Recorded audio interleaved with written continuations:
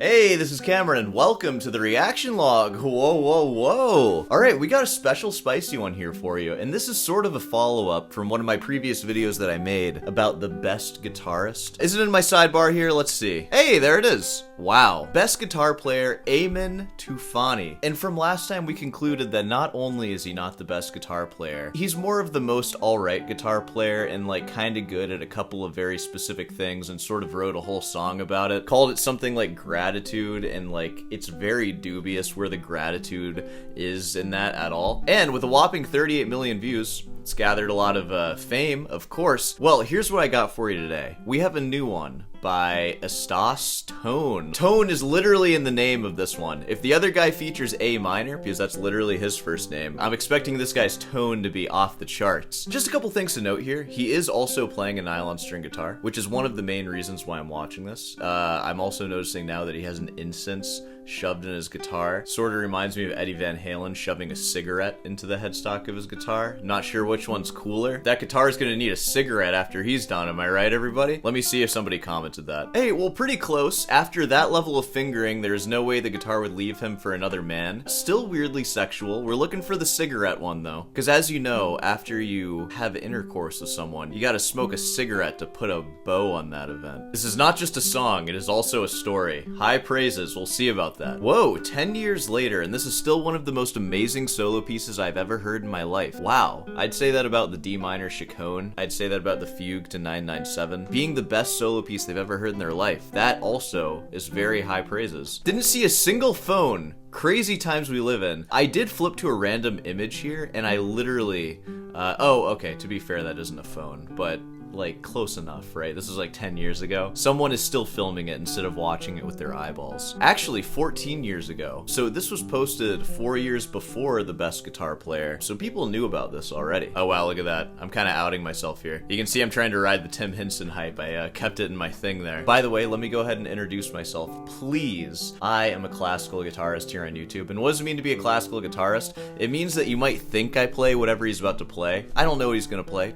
I'm just like making assumptions based on looking at him. It's the incense, it's the long hair, which like I used to have that. I don't anymore, I know. It's the looking up like this. It's the very long thumbnail, which I have one too, but it's also his positioning of the thumb. It makes me think that we're gonna be listening to some flamenco inspired or flamenco guitar playing, which is not what I play at all. I basically play this, but it's much more lame and nobody wants to hear it. Without further ado, let's go ahead and jump into this video. But first, of course, let me just delay a little longer. My friend actually sent me this, because again, I've never actually watched this video. Maybe I've seen shorts of it before, but I really have no memory of it. Like, obviously, I know about what this is gonna sound like just from looking at it, like I said. But my friend sent this to me and said, I just randomly thought of this video. I thought this was the coolest thing when I saw it when I was in high school. His implication with that is that it's something he was enamored with when he was a teenager. I've been enamored by many things when I was a teenager. But you know, as you learn more, which that guy's also a music school graduate, things just kind of start losing their luster. So without further ado, let's get into Estas Tone, the Song of the Golden Dragon. Now that's a freaking name right there. If you're gonna play a song that sounds anything remotely flamenco, it's gotta have flames, it's gotta have dragons, it's gotta have something in it. Gratitude. I'm so thankful, guys. I'm so thankful to be here playing guitar.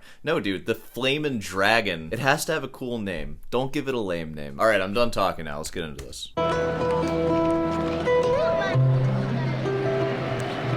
Dude, that is a crowd for the beginning of the song, too. Makes me think he's probably been playing for a while. This crowd is almost troubling to look at. Like, this is a street. Like, people use this to get places. This isn't your Carnegie Hall, bro. If you're this popular, go perform somewhere, man. The stage of street performing is meant to be for people who nobody want to hear, and that's why they're performing on the street, so you can walk by them and ignore them. If you're drawing this kind of crowd, it's honestly a little selfish. Okay, somebody's been working on their Giuliani arpeggios. I'm gonna stop pausing it now. I'm gonna let it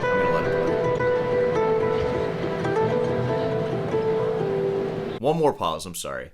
He's playing some sort of fingerstyle guitar. And it looks like his technique is such that he needed a protective covering to protect his French polish, I imagine. Not that his guitar would have a French polish, because it has a brand on the headstock, which is never a good sign for these kind of guitars. And not only does he have a protective covering, but he has a second mouse pad protective covering, because his playing style is just that aggressive, I guess. Not to mention the beads on his wrist. What is that doing there? This dude is beaded out. Oh my god. Well, alright, whatever. Let's see. God, this is a tough crowd, too. Look at her. Alright, let's see what this guy's got, huh? Everyone is just cross-armed. Let's see. You're performing on the street for free for us? Let's see if you're wasting our time. I could have been using this precious weekend to walk closer to an H&M, but now I'm watching you. I'm really done now. I'm gonna shut up.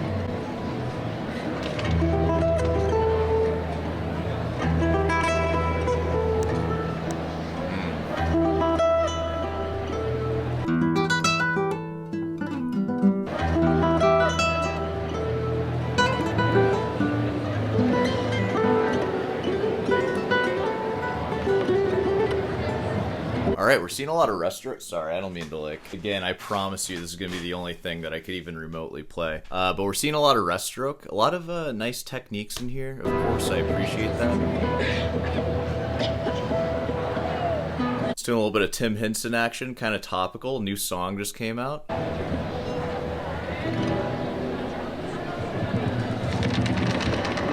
Woo! I won't be doing that. That's why he has that protection thing.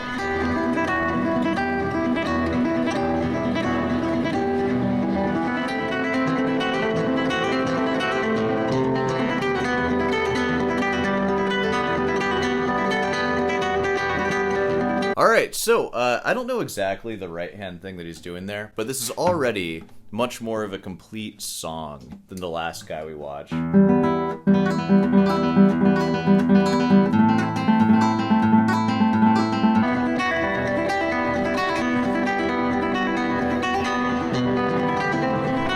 Consumers Bank. Nice. Hey, we like to keep things hip at Consumers Bank.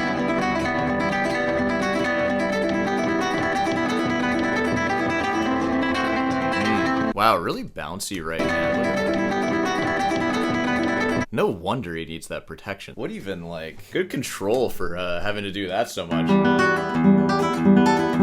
don't know. Alright. It's just bouncing around.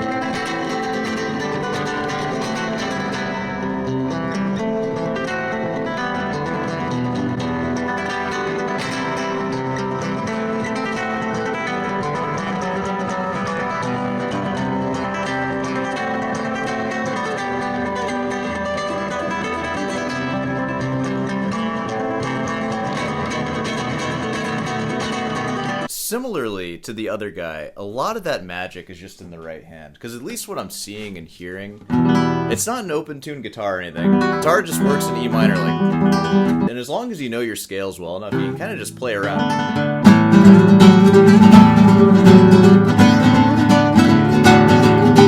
Because it's easy on guitar to move things around in E minor. And you can just let your open strings around.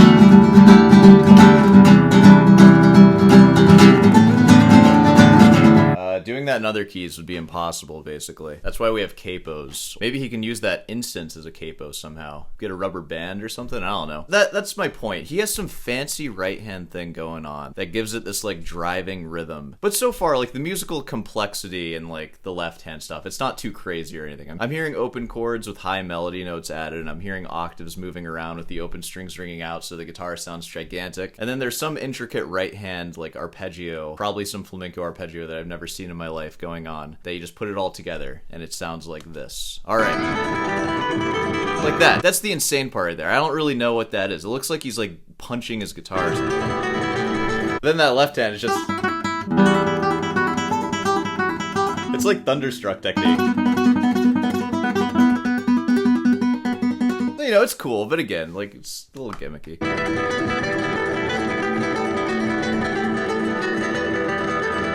Yeah. He likes that one.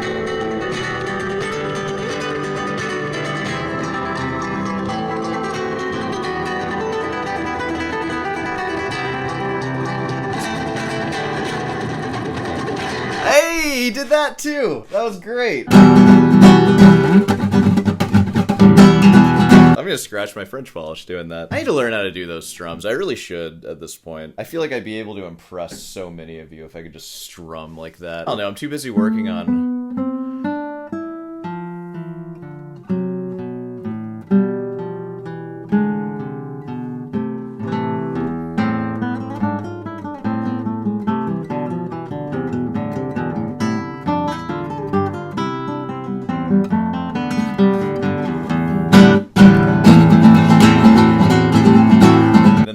shows up once I start doing that. I need to learn that though. You guys, I know. I feel like just learning one like really loud open string flamenco strum just takes so much power away from all the non-classical guitarists, because then they're just like, I don't even know what to think of that. I think it's just the loudness that comes from it. People are just like, whoa. Like, what's going on right now? When I pick out individual notes, people can, like, understand that, you know? But this is, like all the little movements and stuff, you're just like, what even is that? What is going on there? Can you guys send me some, like, YouTube tutorials for right-hand strumming that I can start looking at? I'll practice it for 5 minutes a day. I promise. All right. Yeah. God, by the way, that piezo, doesn't it sound great, too? Wouldn't you just hate to hear this fully acoustic on an actual nice guitar? Ugh, terrible, right? Yeah, dude, look at that foot. This is some fan service they're giving us right here. Hey, we know what you guys want. You want the foot. Okay.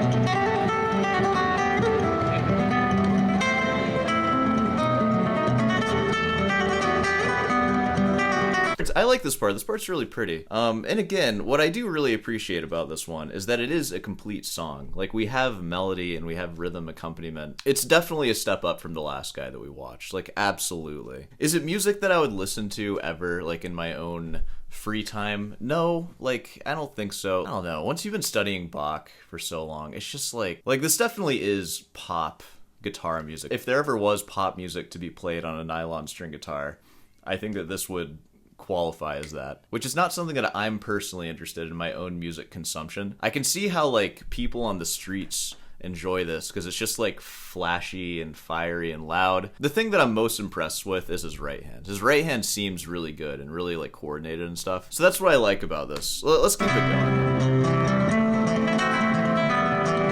Yeah, really good arpeggios, like, really solid. Thanks for coughing, of course, you gotta do that. It's a pretty polite cough for such an environment. The coughs that you hear at actual recitals for a solo guitar are just like, ugh, ugh. They've been saving up phlegm for weeks for this recital, you know? It makes me sad I cut my hair. My long hair never looked as good as his, though.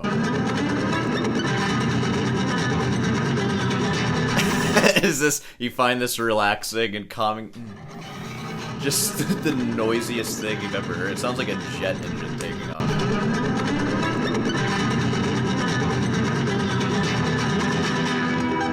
Yeah, no, that was really nice to listen to, huh?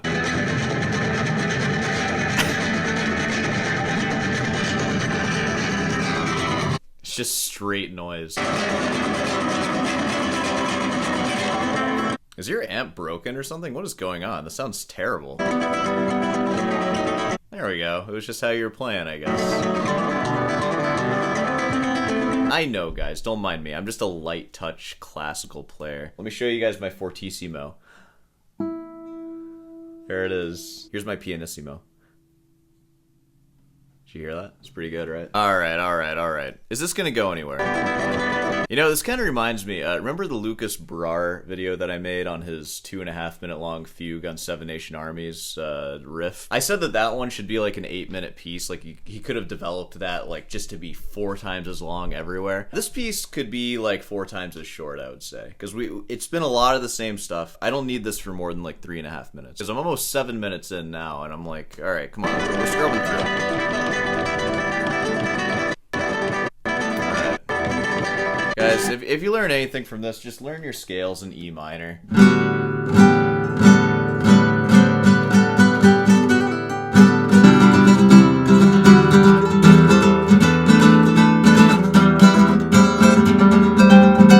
That's my imitation of all that, so whatever. Hey, he didn't claim that he was the best guitarist ever in his title, so that's like something right there. Though, he is very good at what he does, and I gotta say, I'm most impressed with his right hand. I know that I am going to get flamed for this video because I'm like playing my crap alongside it. I'm literally just imitating it. And I'm pretty sure I can tell you about how this works. He's taking big advantage of just the open strings of the guitar, which is already an E minor pentatonic scale. Fun fact for you, by the way, it's all the notes, they're all there. And as long as you know the E minor scale everywhere, you can kind of move your octave shapes and you can move your third shapes. The thing that I'm most inspired by, I do kind of want to learn some of those right hand things just so I can be a douchebag about it and be like, oh, it's actually not hard at all. I'm sure I'll go to try to actually learn how to do them and it's going to take like years and years and I'm still going to suck at them. But whatever, I don't care. All in all, it's fun. Like the real value of this is just a guy playing guitar and inspiring people around him. I mean, look at all these inspired faces, am I right? You know, if you played a fugue for these people, I bet that would get them hyped up. Get them hyped up to walk away and go to H&M or a Consumer's Bank, of course,